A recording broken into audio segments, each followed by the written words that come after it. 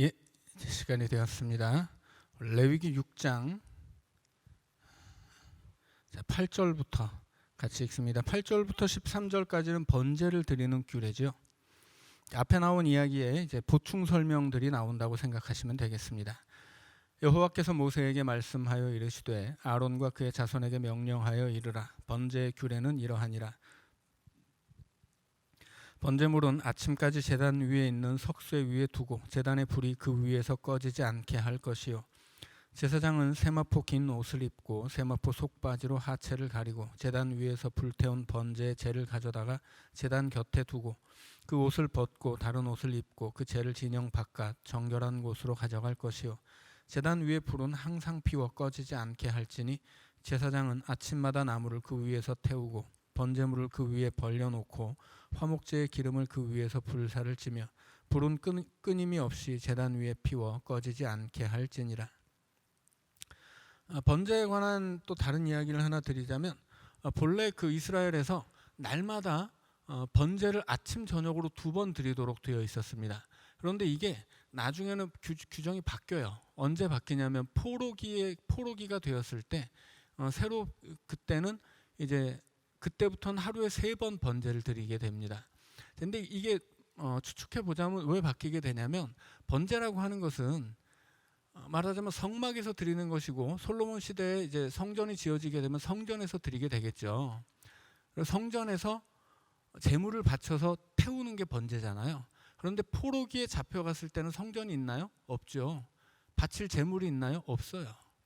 그래서 이 포로기에 바벨론으로 포로로 잡혀갔을 때는 성전에서 할 수 있는 모든 일들은 불가능한 일이 됩니다. 그래서 이것이 이제 성전 중심의 신앙이 율법 중심의 신앙으로 바뀌게 된다고 말씀을 드렸어요. 자, 그래서 이 성전에서 할 수 있는 것들이 이제 못하게 되잖아요. 그래서 뭘 하냐면 그때부터는 제사 대신 기도를 합니다. 그래서 기도를 하는데 기도를 하려고 했더니 기도는 번제만큼 힘든 것도 아니고 돈도 안 들어요. 그래서 그때부터는 이 기도 하루 3번 기도하는 어떤 새로운 관습이 만들어진 거예요. 옛날에는 그 전에는 성막이 있고 성전이 있었을 때는 그 시대에는 하루 2번 아침 저녁으로 번제를 드렸는데 이 바벨론 포로로 잡혀간 곳에서는 새롭게 이제 번제 드리던 습관 대신 이제 기도를 드리는데 그 고향을 향해서 기도를 했죠. 뭐 다니엘 같은 사람이 대표적이죠. 그 고향을 향해서 창문을 열고 하루 3번 기도하잖아요. 이게 그 3번의 기도가 그 전에 드리던 이 번제를 대신하는 거예요. 그런데 그 전엔 번제는 2번이었는데 기도는 3번 드리죠. 나중에 고향으로 돌아와서 다시 성전을 짓고 번제를 드리는데 기도를 3번 드리는 것처럼 번제도 3번으로 바뀝니다. 그래서 이 나중에는 이제 뭐 번제도 3번 드리고 기도도 3번 드리는 식으로 이제 좀 혼용이 돼요. 그래서 혹시 이제 나중에 이제 신약으로 넘어오면 뭐 이런 좀 그 시대가 바뀌면 나중에 이제 다른 이야기들이 나오는데 헷갈릴까봐 미리 말씀을 드리는 거예요. 그러니까 처음 주어진 원칙은 하루 2번이었는데 이게 나중에 포로기를 거치면서 3번으로 바뀐다라고 하는 겁니다. 자, 14절부터 읽습니다. 소제의 규례는 이러하니라. 아론의 자손은 그것을 제단 앞 여호와 앞에 드리되 그 소제의 고운 가루 한 움큼과 기름과 소제물 위에 유향을 다 가져다가 기념물로 제단 위에서 불살라 여호와 앞에 향기로운 냄새가 되게 하고 그 나머지는 아론과 그의 자손이 먹되 누룩을 넣지 말고 거룩한 곳 회막들에서 먹을지니라. 그것에 누룩을 넣어 굽지 말라. 이는 나의 화제물 중에서 내가 그들에게 주어 그들의 소득이 되게 하는 것이라. 속죄제와 속건제 같이 지극히 거룩한즉 아론 자손의 남자는 모두 이를 먹을지니 이는 여호와의 화제물 중에서 대대로 그들의 영원한 소득이 됨이라. 이를 만지는 자마다 거룩하리라. 여호와께서 모세에게 말씀하여 이르시되 아론과 그의 자손이 기름 부음을 받는 날에 여호와께 드릴 예물은 이러하니라. 고운 가루 10분의 1 에바를 항상 드리는 소제물로 삼아 그 절반은 아침에 절반은 저녁에 드리되 그것을 기름으로 반죽하여 철판에 굽고 기름에 적셔 썰어서 소제로 여호와께 드려 향기로운 냄새가 되게 하라. 이 소제는 아론의 자손 중 기름 부음을 받고 그를 이어 제사장 된 자가 드릴 것이요 영원한 규례로 여호와께 온전히 불사를 것이니 제사장의 모든 소제물은 온전히 불사르고 먹지 말지니라. 자, 여기서 이제 소제에 관한 이야기가 나오는데, 자, 소제를 드리는 것은 곡식 제사죠. 그런데 곡식 제사를 드릴 때는 가져온 곡식을 다 들여서 태우는 게 아니에요. 제사장이 소제를 드릴 때는 우리가 함께 읽은 것처럼 제사장이 바치는 소제는 다 태웁니다. 그런데 일반 백성이 가져온 소제물은 예를 들어서 이만큼 가져왔으면 이 중에 한 움큼만 태워요. 한 움큼만 태우고 나머지는 제사장의 몫입니다. 그리고 예를 들어서 화목제를 드릴 때 그 제물의 일부를 잘라서 하나님 앞에 거제로 드리거나 요제로 드리는데, 거제나 요제로 드리는 것도 다 제사장의 몫이에요. 자, 그런데 여기서 중요한 게 뭐냐면, 성경에 자꾸 제사장의 몫이다, 이것은 제사장의 몫이다 이렇게 나오니까 제사장을 대단히 잘 먹여 살려야 되는구나 이렇게 오해할 수가 있는데, 그런 거 아니에요. 여기서 제사장의 몫이라고 강조하는 계속 이런 이야기가 나오는데, 여기서 성경이 강조하고 있는 것은 제사장의 몫이라는 부분이 아니고 제사장이 먹는 음식이 거룩하다는 데 있어요. 성경이 강조하는 것은 거룩이에요.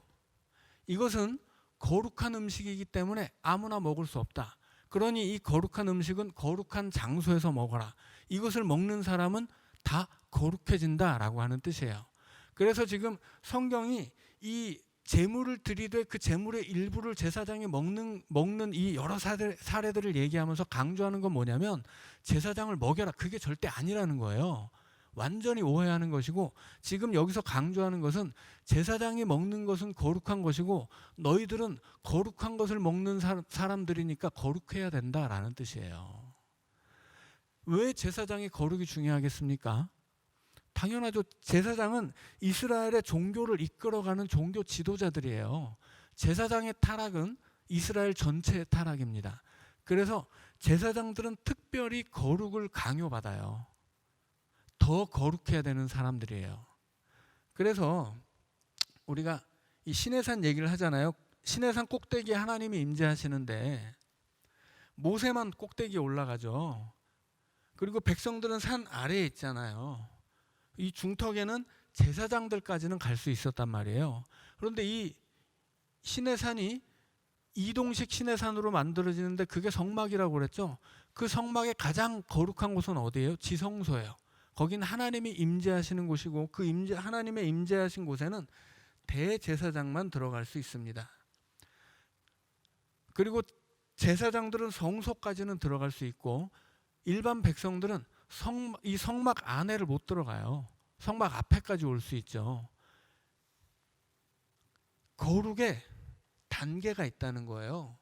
그래서 하나님이 하나님이 계신 곳이 가장 거룩하고, 그 가장 거룩한 곳에는 대제사장까지 들어갈 수 있고, 그 다음 거룩한 단계 장소는 제사장들이 갈 수 있고, 그 다음에 일반 백성이 있고, 그 다음에는 이스라엘 백성이 머무는 진이 있고, 그 다음에는 그 진영 바깥이 있어요. 거룩의 단계들이 있다는 것이고, 그래서 대제사장은 가장 거룩해야 돼요. 제사장들도 백성들보다 훨씬 더 거룩해야 합니다.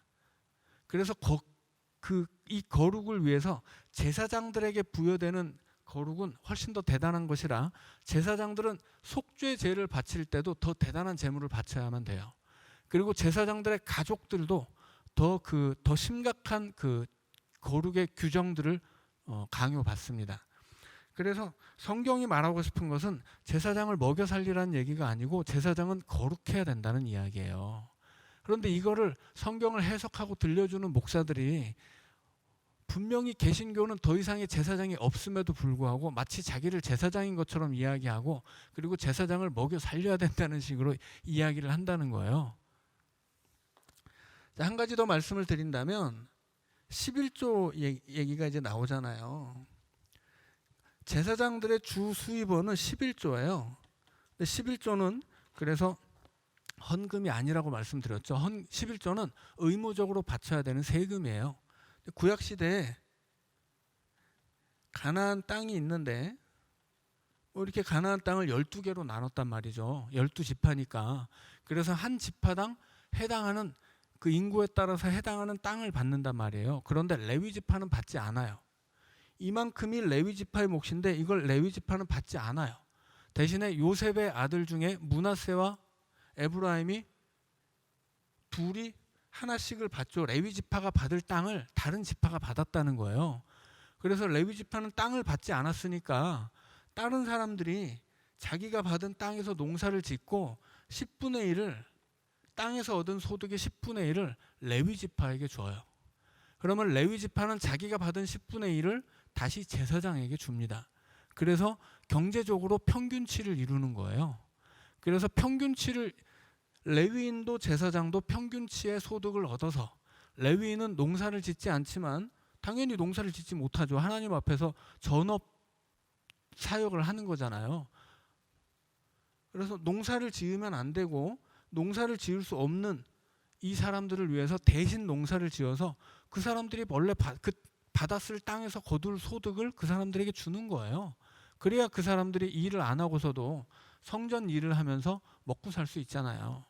대신에 소득의 수준을 보자면 이스라엘 전체 백성의 평균치보다 조금 안 되는 거예요.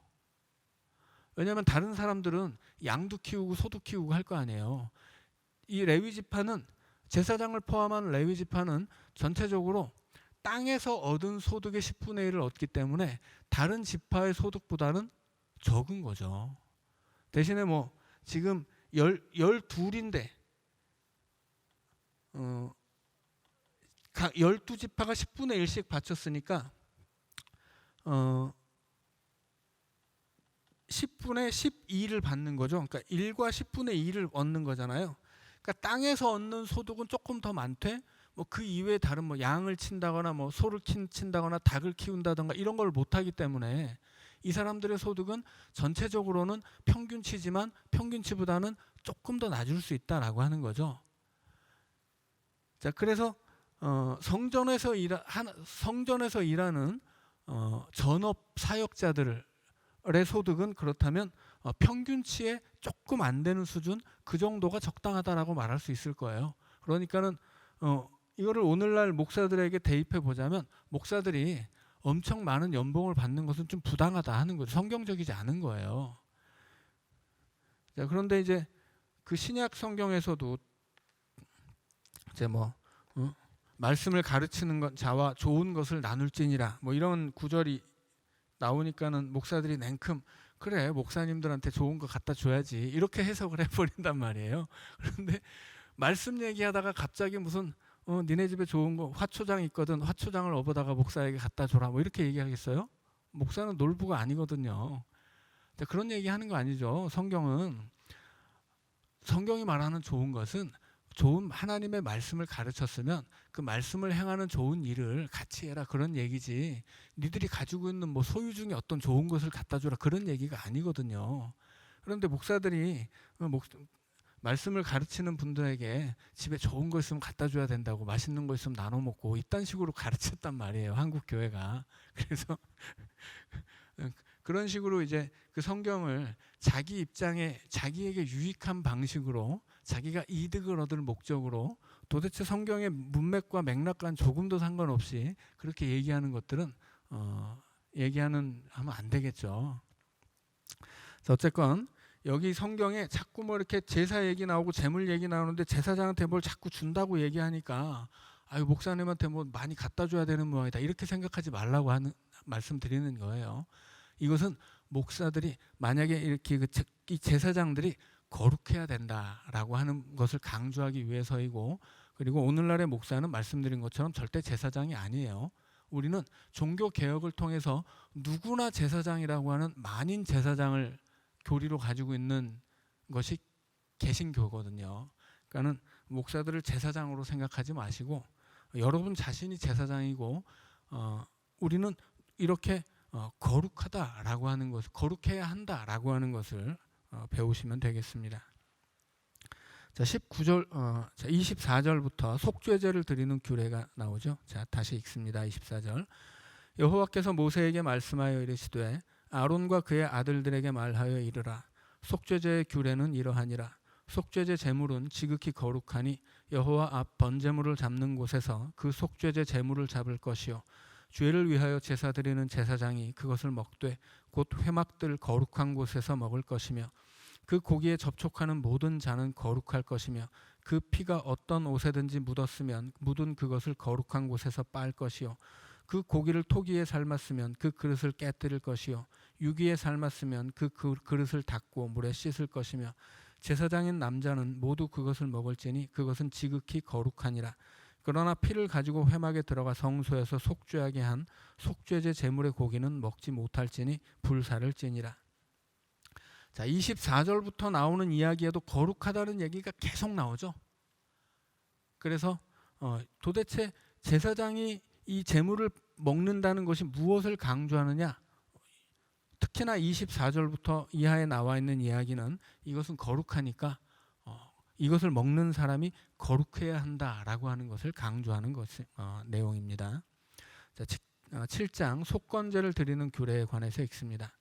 속건제의 규례는 이러하니라. 이는 지극히 거룩하니 번제물을 잡는 곳에서 속건제의 번제물을 잡을 것이요 제사장은 그 피를 제단 사방에 뿌릴 것이며 그 기름을 모두 들이되 곧 그 기름진 꼬리와 내장에 덮인 기름과 두 콩팥과 그 위에 기름 곧 허리 쪽에 있는 것과 간에 덮인 거풀을 콩팥과 함께 떼어내고 제사장은 그것을 다 제단 위에서 불살라 여호와께 화제로 드릴 것이니 이는 속건제니라. 제사장인 남자는 모두 그것을 먹되 거룩한 곳에서 먹을지니라. 그것은 지극히 거룩하니라. 속죄제와 속건제는 규례가 같으니 그 제물은 속죄하는 제사장에게로 돌아갈 것이요 사람을 위하여 번제를 드리는 제사장 곧 그 제사장은 그 드린 번제물의 가죽을 자기가 가질 것이며 화덕에 구운 소제물과 냄비에나 철판에서 만든 소제물은 모두 그 드린 제사장에게로 돌아갈 것이니 소제물은 기름 섞은 것이나 마른 것이나 모두 아론의 모든 자손이 균등하게 분배할 것이니라. 자, 그 다음은 화목제물을 드리는 규례입니다. 여호와께 드릴 화목제물의 규례는 이러하니라. 만일 그것을 감사함으로 드리려면 기름 섞은 무교병과 기름 바른 무교전병과 고운 가루에 기름 섞어 구운 과자를 그 감사제물과 함께 드리고 또 유교병을 화목제의 감사제물과 함께 그 예물로 드리되 그 전체의 예물 중에서 하나씩 여호와께 거제로 드리고 그것을 화목제에 피를 뿌린 제사장들에게로 돌릴지니라. 감사함으로 드리는 화목제물의 고기는 드리는 그날에 먹을 것이요 조금이라도 이튿날 아침까지 두지 말 것이니라. 그러나 그의 예물의 제물이 서원이나 자원하는 것이면 그 제물을 드린 날에 먹을 것이요 그 남은 것은 이튿날에도 먹되 그 제물의 고기가 셋째 날까지 남았으면 불사를 지니 만일 그 화목제물의 고기를 셋째 날에 조금이라도 먹으면 그 제사는 기쁘게 받아들여지지 않을 것이라. 드린 자에게도 예물답게 되지 못하고 도리어 가증한 것이 될 것이며 그것을 먹는 자는 그 죄를 짊어지리라. 자, 여기 보니까 이제 15절에 보면 감사함으로 드리는 화목 제물이 있고 그 예물의 제물이 서원이나 자원하는 것이면 이런 말이 있죠. 자, 그래서 화목 제물에는 세 가지 종류가 있는데 감사제, 서원제, 자원제 이렇게 나눌 수 있습니다. 그런데 이게 뭐 정확히 어떤 것인지 딱히 구별해서 이것이 무엇이다 이렇게 뭐 구체적으로 설명해 주지는 않아요. 대신에 이제 화목제는 그렇게 여러 가지 제목으로 드릴 수 있고 그리고 원한다면 어느 때든 드릴 수 있는 제사라고 하는 것을 알면 되겠습니다. 자, 19절 읽습니다. 그 고기가 부정한 물건에 접촉되었으면 먹지 말고 불사를 것이라. 그 고기는 깨끗한 자만 먹을 것이니 만일 몸이 부정한 자가 여호와께 속한 화목 제물의 고기를 먹으면 그 사람은 자기 백성 중에서 끊어질 것이요 만일 누구든지 부정한 것 곧 사람의 부정이나 부정한 짐승이나 부정하고 가증한 무슨 물건을 만지고 여호와께 속한 화목 제물의 고기를 먹으면 그 사람도 자기 백성 중에서 끊어지리라. 자, 여기서 화목 제물의 고기를 먹는데 깨끗한 자만 먹을 것이다 이렇게 이야기하죠. 이게 무슨 얘기냐면 이 의도를 좀 정확히 아셔야 돼요. 자, 화목제 제물은 나눠 먹는 겁니다. 그래서 이 제사를 세 종류로 나눌 수 있는데 속죄, 번제, 화목제예요. 속죄제에는 속건제가 포함되고 번제에는 소제가 포함됩니다. 근데 크게 나누면 세 가지인데 속죄제는 죄를 위한 것이고 번제는 헌신을 위한 것이고 화목제는 친교를 위한 거예요. 이것이 이렇게 이야기하면 90점 이상 맞는 겁니다. 자, 그런데 화목제는 그런 이 하나님 앞에 제물을 바치되 기름 바쳐요. 가죽은 제사장 주고. 그럼 나머지 고기는 어떻게 해요? 고기는 나눠 먹습니다. 제사장하고도 나눠 먹고 가족도 나눠 먹고 또 우리 동네에 불쌍한 사람들이 있으면 다 불러다가 나눠 먹게 돼 있어요. 최소한 염소 이상을 바치기 때문에 이거 염소 혹은 양, 소 이런 걸 바치기 때문에 이거 다음 날까지 먹으려면 어떻게 해야 돼요? 많은 사람을 불러서 같이 먹어야 됩니다. 그래서 화목제는 친교를 위한 것이기 때문에 많은 사람을 불러다 같이 먹으라고 다음 날 아침 혹은 서원제나 자원제일 경우에만 뭐 셋째 날 아침까지, 그러니까 이틀 정도는 먹어도 돼요. 하지만 3일까지 가면 안 되죠. 그러니까는 되도록 많은 사람을 불러서 같이 나눠 먹으라고 하는 거예요. 친교를 나누라고 하는 거죠. 그런데 이 시대에 여러분 고기 먹을 일이 있을 것 같습니까? 없어요. 고기 먹을 일은 제사 드릴 때밖에 없습니다. 그래서 이 제사를 드릴 때 특히나 누가 화목제물을 드릴 때는 그 동네 가난한 사람들은 목이 빠져라 기다리는 거예요. 그래서 누가 화목제 안 드리나? 누가 좀 화목제를 드려야 우리 고기 먹을 텐데 이렇게 생각한단 말이에요. 그런데 지금 뭐라고 이야기해요? 깨끗한 자만 먹을 수 있다고 하죠. 정결례를 치러야 된다는 뜻이에요. 말하자면. 그러니까 이 부정해서는 안 된다는 것이죠. 그래서 화목 제물은 친교를 위한 것이고 친교를 위해서 고기를 나눠 먹는 잔치인데 이 잔치가 아무 때나 잔치가 벌어져서 아무 때나 고기 먹는 시대가 아니라서 누가 화목제를 드리는 것은 그 마을에 정말 중요한 일이에요. 누가 화목제 드린다 그러면 이제 다 목에 이제 그 고기 먹을 기대를 잔뜩 하고 있는 거죠. 그때 거기 참여하려면 어떻게 해야 되는 거예요? 부정하면 안 돼요. 정결해야 되는 거죠. 그래서 이 화목제의 정결을 요구하는 규정은 그 화목제에 참가하고 싶은 이스라엘 백성들이 부정하지 않고 정결해야 된다라고 하는 것을 강조하는 거예요.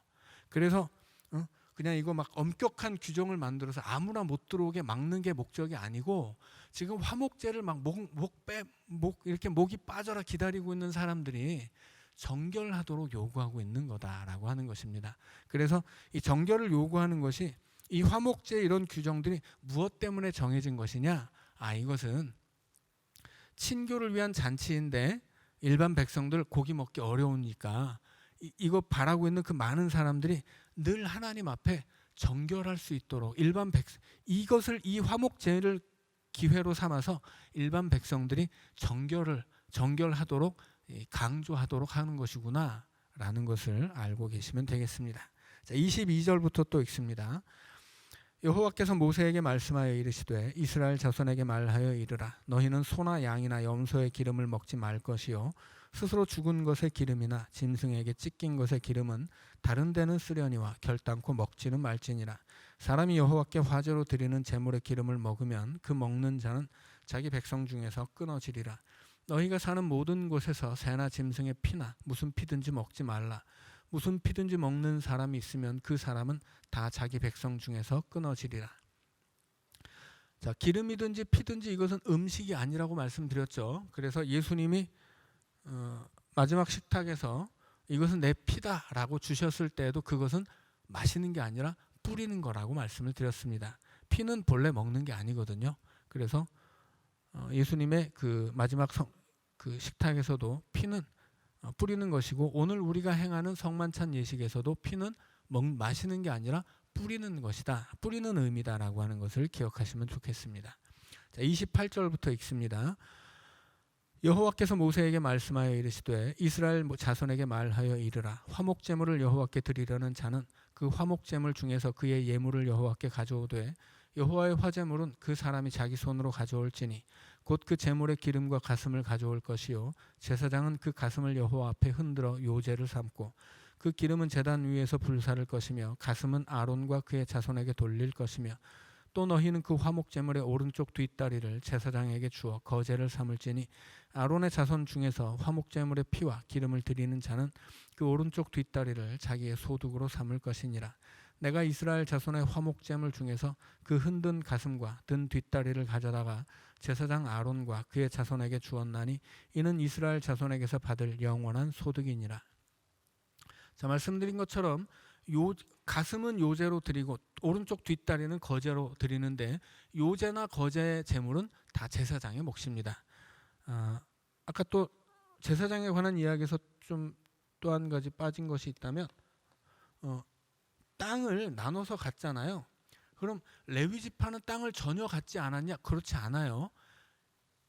각 집 그 중요한 거점 지역마다 레위 지파의 성읍이 있었어요. 그러니까 레위 지파가 한 지파인데 사람이 엄청 많았겠죠. 그 많은 사람이 다 어떻게 성전에서 모여서 살고 일을 하겠어요. 다 흩어져서 살았어요. 레위 지파가. 제사장들은 이 성전에서 살지만 레위 지파는 흩어져서 살면서 흩어진 그곳에서 율법을 가르치기도 하고 또 자기에게 배정된 날에는 성전에 나와서 일을 하기도 합니다. 제사장들도 마찬가지예요. 일평생 성전에서 일을 하는 게 아니고 그 순번을 정해서 자기 차례가 될 때만 와서 일을 하는 거예요. 나중에 이제 그 예수님 시대로 오면 그때는 또 제사장이 너무 많아져 가지고 일평생에 뭐 한 번 정도밖에 기회가 없었다고 그래요. 한 번 뭐 일주일 정도. 그래서 그것도 제비를 뽑아서 자기가 자기 차례를 제비를 뽑아야 그것도 봉사할 수 있는 것이지 그것도 제대로 못 뽑으면 제사장 중에서 뭐 일평생 한 번도 봉사를 못하는 사람도 있었다고 그래요. 자, 그래서 우리가 생각하는 것처럼 뭐 땅을 한 평도 못 받았다거나 그런 것 아니고 레위 지파에게 할당된 그 성읍들이 있어서 거기서 이렇게 그 레위 지파가 모여 살기도 했고 그 땅에서는 뭐 이렇게 뭐 염소나 양을 키우거나 뭐 자기들끼리 또 그 땅에서 뭐 남는 땅에는 농사도 짓거나 이런 거 할 수 있었어요. 대신에 그 땅이 뭐 다른 지파에게 할당된 만큼 뭐 일정한 정해진 땅이 아니고 성읍이기 때문에 작은 땅이었죠. 그래서 뭐 큰 것은 아니지만 그렇게 흩어져 살았고 자기 순번이 되면 성소에 가서 봉사를 했다. 그리고 자기들에게 할당된 땅에서는 뭐 이렇게 소도 키우고 양도 키우고 뭐 농사도 짓고 하되 그 땅은 아주 작은 것이었기 때문에 뭐 크게 뭐 이렇게 거기서 뭐 그것으로 먹고 사는 것은 아니었다 정도를 알고 계시면 되겠습니다. 자, 35절부터는 맺는 말이죠. 자, 이는 여호와의 화제물 중에 35절 읽습니다. 이는 여호와의 화제물 중에서 아론에게 돌릴 것과 그의 아들들에게 돌릴 것이니 그들을 세워 여호와의 제사장의 직분을 행하게 한 날 곧 그들에게 기름 부은 날에 여호와께서 명령하사 이스라엘 자손 중에서 그들에게 돌리게 하신 것이라 대대로 영원히 받을 소득이니라. 이는 번제와 소제와 속죄제와 속건제와 위임식과 화목제의 규례라. 여호와께서 시내 광야에서 이스라엘 자손에게 그 예물을 여호와께 드리라 명령하신 날에 시내 산에서 이같이 모세에게 명령하셨더라. 자, 오늘은 여기까지 읽고 다음 시간에 8장부터 또 읽어가도록 하겠습니다. 우리 기도하고 마치겠습니다.